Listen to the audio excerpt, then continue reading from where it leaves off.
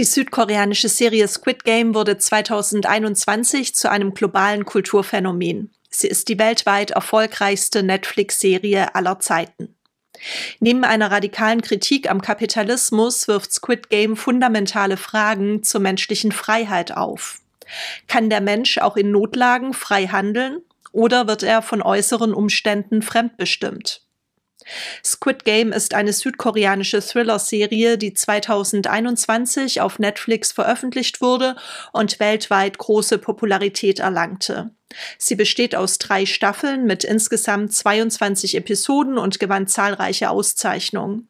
Die Handlung dreht sich um 456 verzweifelte Menschen, die in tödlichen Kinderspielen um ein Preisgeld von 45,6 Milliarden Won kämpfen. Wer in den Turnieren verliert, wird disqualifiziert, das bedeutet, er stirbt. Der Protagonist Song Ki-hun ist ein verschuldeter Familienvater, der aus finanzieller Not heraus teilnimmt. Im Spiel gibt es nur 3 Regeln. Spieler können das Spiel nicht willkürlich unterbrechen, Spieler, die sich weigern zu spielen, werden disqualifiziert, stimmt die Mehrheit dafür, können die Spiele beendet werden. Am Anfang unterzeichnen alle 456 Teilnehmer die Teilnahmeerklärung und stimmen den Regeln zu. In insgesamt 6 Spielen sterben mehr und mehr Spieler, bis am Ende ein Gewinner übrig bleibt, der das gesamte Preisgeld gewinnt. Verfolgt wird das Spiel von superreichen Zuschauern, den sogenannten VIPs. Auf den ersten Blick scheint Squid Game eine dystopische Kritik an Kapitalismus und soziale Ungleichheit zu sein. Doch bei genauerer Betrachtung eröffnet die Serie tiefgreifende Fragen zur menschlichen Freiheit. Was bedeutet es, frei zu sein? Ist freies Handeln auch in Notlagen möglich? Und wie beeinflussen individuelle und strukturelle Faktoren unsere Freiheit? Im Zentrum von Squid Game steht die scheinbar freie Entscheidung der Teilnehmer, am Spiel teilzunehmen. Alle 456 Teilnehmer nehmen freiwillig an dem tödlichen Spiel teil und können es verlassen, wenn die Mehrheit dafür stimmt, die Spiele zu beenden. Nach der ersten Runde, bei welcher bereits über die Hälfte der Teilnehmer getötet wurde, können die übrigen Teilnehmer per Mehrheitsentscheid darüber abstimmen, das Spiel abzubrechen. Diese Option suggeriert, dass sie frei handeln können. Und tatsächlich stimmen 101 von 201 Teilnehmern für den Abbruch des Spiels. Ihre Entscheidung wird von den Organisatoren respektiert, das Spiel wird abgebrochen und jeder kehrt nach Hause zurück. Für Immanuel Kant ist freies Handeln ein Handeln aus Vernunft, das autonom und unabhängig von Neigungen erfolgt. Ein solches Handeln richtet sich nach dem moralischen Gesetz, dem kategorischen Imperativ. Freiheit bedeutet, autonom, nach selbstgegebenen Gesetzen zu handeln, nicht determiniert durch äußere oder innere Einflüsse. Freies Handeln besteht für Kant in der Autonomie des Willens, der sich selbst Gesetze gibt. Der freie Wille wird durch die Vernunft bestimmt, nicht von Neigungen wie Angst vor Armut oder Gier. In Squid Game scheint diese Autonomie jedoch fragwürdig. Die Teilnehmer sind durch existenzielle Nöte getrieben, Schulden, drohende Obdachlosigkeit, medizinische Kosten, Traumata. 187 der 201 Teilnehmer entscheiden sich, ins Spiel zurückzukehren. Ist ihre Entscheidung ein Akt rationaler Selbstbestimmung oder eine Reaktion auf verzweifelte Umstände? Kant würde argumentieren, dass die Entscheidung der Rückkehrer heteronom ist. Sie wurde von äußeren Faktoren fremdbestimmt. Jeder Teilnehmer hätte aber die Möglichkeit gehabt, autonom und vernünftig zu handeln und die Rückkehr in das tödliche Spiel abzulehnen. Die Serie stellt dieses kantische Ideal in Frage. Kann ein Mensch in extremen Notlagen wirklich autonom handeln? Die Mehrheit der Spieler kehrt ins Spiel zurück, weil sie in der realen Welt keine Perspektive sieht. Individuelle und strukturelle Zwänge scheinen ihre Freiheit einzuschränken. Und dennoch zeigen einzelne Teilnehmer im Spielverlauf ein Handeln, das sich nach moralischen Prinzipien richtet und Kant Recht zu geben scheint. Während die meisten Teilnehmer aus reinem Überlebenstrieb und Egoismus rücksichtslos auf Kosten anderer handeln, zeigen sich Ki-hun, Ali und Se-byok immer wieder solidarisch, lehnen unmoralisches Verhalten ab, helfen ihren Mitspielern. Laut Sartre ist der Mensch zur Freiheit verurteilt. Er muss in jeder Situation Entscheidungen treffen und definiert damit seine Essenz. Selbst in den extremsten Situationen bleibt er für sein Handeln verantwortlich, da er immer wählen kann, auch wenn die Optionen begrenzt sind. In Squid Game stehen die Teilnehmer vor scheinbar unmöglichen Entscheidungen. Die Teilnahme am Spiel bedeutet den potenziellen Tod, der Rückzug führt zurück in Armut und Hoffnungslosigkeit. Jede Entscheidung ist für Sartre ein Akt der Freiheit, eine verzweifelte, aber bewusste Wahl. Nehmen wir Gi-huns Situation. Er ist verschuldet, geschieden und seine Tochter droht, mit ihrer Mutter nach Amerika auszuwandern. Gi-huns schwerkranke Mutter braucht dringend Geld für eine medizinische Behandlung. Seine Entscheidung, am Spiel teilzunehmen, ist keine freie Wahl im klassischen Sinne, sondern eine Wahl zwischen zwei Übeln, dem Tod im Spiel oder einem Leben in Elend. Die Serie impliziert, dass Gi-huns Freiheit eingeschränkt ist. Auch die anderen Teilnehmer werden als Produkte ihrer sozialen und wirtschaftlichen Umstände dargestellt. Wie frei sind ihre Entscheidungen also? Sartre würde argumentieren, dass die Teilnehmer in mauvaise foi unaufrichtig handeln, wenn sie ihre Entscheidungen als unvermeidlich darstellen, anstatt die volle Verantwortung für ihre Handlungen zu übernehmen. Sie verleugnen ihre Freiheit, indem sie sich als passive Opfer der Umstände sehen und ihre Teilnahme am Spiel als einzige Option rechtfertigen. Gi-hun ist, ebenso wie die anderen Teilnehmer, frei, weil er sich bewusst für das Spiel entscheidet. Und er ist verantwortlich für die Konsequenzen seiner Entscheidung. Sartre erkennt zwar an, dass der Mensch eine bestimmte Vergangenheit, Herkunft, soziale Stellung und genetische Ausstattung hat. Doch diese Faktoren begrenzen nicht seine Freiheit und definieren nicht seine Persönlichkeit. Er kann sich stets in Beziehung zu ihnen setzen. Laut Sartre wird der Mensch weder durch seine Erfahrungen, seine Erziehung oder die Gesellschaft geformt, noch von seinen Trieben gesteuert. Er kann sich unabhängig von seinen individuellen Voraussetzungen selbst entwerfen und das Beste aus seinem Leben machen. Der Mensch ist völlig frei und damit auch für alles verantwortlich, was er tut.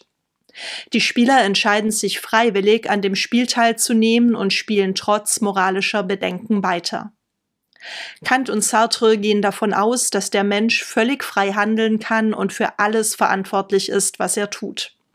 Bei Kant zeigt sich die menschliche Freiheit in der Fähigkeit, nach rationalen Prinzipien zu handeln. Sartre sieht Freiheit als die ständige Notwendigkeit, Entscheidungen zu treffen und sich selbst zu entwerfen. Aber ist das überhaupt möglich? Kann der Mensch völlig unabhängig von Neigungen und äußeren Umständen handeln? Squid Game verdeutlicht an mehreren Stellen, wie die Freiheit der Teilnehmer durch Manipulation untergraben wird. Die Teilnehmer handeln scheinbar frei, doch ihre Entscheidungen werden stark durch die Organisatoren gesteuert. Die Anwerbungsszene mit Gi-hun und dem Mann im Anzug ist hierfür exemplarisch. Der Anwerber bietet Gi-hun in der U-Bahn-Station ein scheinbar harmloses Kinderspiel an. Gewinnt Gi-hun, erhält er Geld, verliert er, bekommt er eine Ohrfeige. Gi-hun stimmt zu, obwohl er zunächst skeptisch ist. Nach mehreren Ohrfeigen gewinnt er schließlich und erhält 100.000 Won. Dieser Gewinn aktiviert das Belohnungssystem in seinem Gehirn. Der Neurotransmitter Dopamin wird ausgeschüttet und löst positive Gefühle, Freude und Motivation aus. Da Glücksspiele unvorhersehbare Belohnungen bieten, lösen sie besonders starke Dopaminausschüttungen aus. Bei Gi-hun wird der Mechanismus durch seine Spielsucht noch verstärkt. Sein Belohnungssystem wurde durch wiederholte Aktivierung des Dopaminsystems überstimuliert. Ergebnis ist ein intensives Verlangen, noch mehr Geld zu gewinnen, weswegen er die Telefonnummer anruft und sich für Squid Game anmeldet.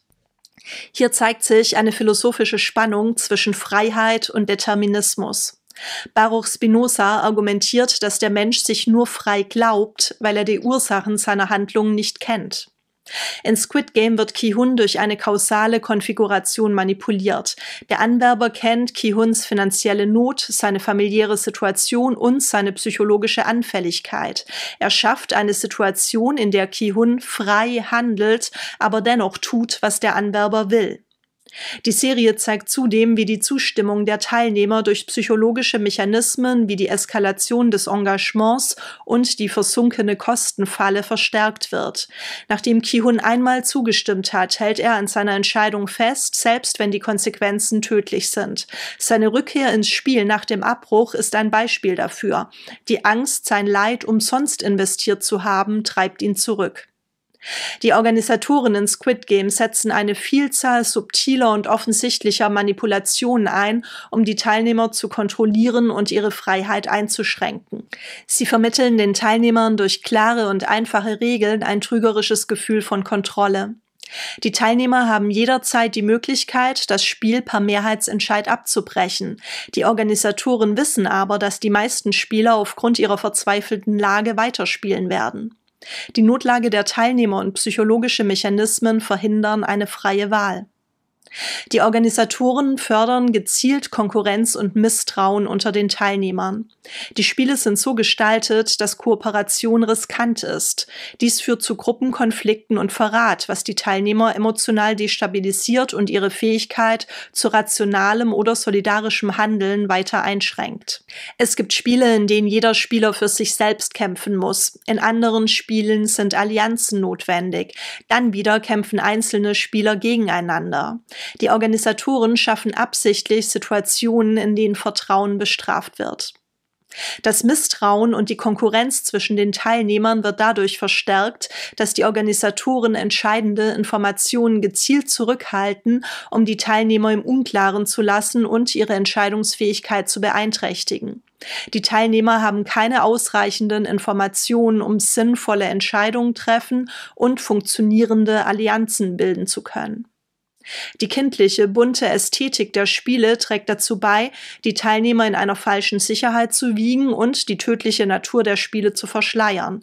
Die Diskrepanz zwischen kindlicher Unbeschwertheit und tödlicher Realität verwirrt die Teilnehmer und senkt ihre Wachsamkeit. Die riesige Puppe in rotes Licht, grünes Licht, die farbenfrohen Kulissen, die Kinderlieder suggerieren Harmlosigkeit, während die Realität brutal ist. Diese Ästhetik schafft nostalgische Gefühle, um die Teilnehmer emotional zu manipulieren und rationales Denken zu erschweren.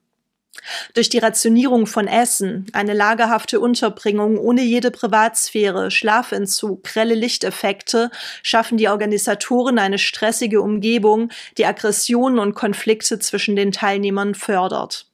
Dies schwächt ihre Fähigkeit zu rationalem Handeln und macht sie anfälliger für egoistisches Verhalten. Einige Spieler bekämpfen und töten sich gegenseitig. Die Szene, in der Ki-hun beim Murmelspiel gegen Oh Il-nam betrügt, verdeutlicht, wie selbst moralische Menschen unter extremen Bedingungen zu Handlungen gezwungen werden, die ihrer Moral widersprechen.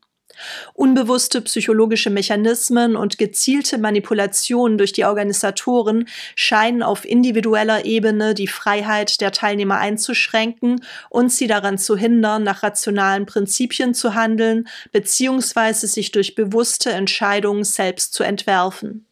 Die Enthüllung, dass Oh Il-nam ein Teilnehmer und vermeintlicher Freund Ki-huns in Wahrheit der Erfinder und Organisator der Spiele ist, unterstreicht diese Kritik. Selbst die scheinbar menschlichen Beziehungen im Spiel sind Teil eines manipulativen Systems. Was denkst du? Ist Freiheit in einem manipulativen System wie Squid Game möglich? Schreibe deine Meinung sehr gerne in die Kommentare. Wie strukturelle Zwänge die Freiheit der Teilnehmer einschränken, welche Kritik Squid Game am Kapitalismus übt und was Karl Marx zur Serie sagen würde, erfährst du im zweiten Teil dieser Analyse. Wenn du meine Arbeit unterstützen und deine philosophischen Kenntnisse vertiefen möchtest, schau gerne im Shop vorbei. Dort findest du Zusammenfassungen, Prüfungsfragen, Unterrichtsmaterialien sowie die Skripte und Folien zu meinen Videoreihen. Viel Spaß beim Lernen und bis bald!